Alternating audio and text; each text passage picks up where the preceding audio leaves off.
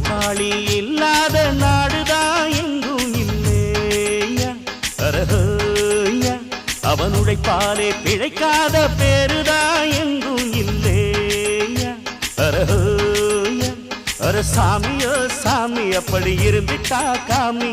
கூலியோ கூலி எங்களை நம்பித்தா பூமி பிறர் வாழ்வதே எங்க வேர்வையில் தான்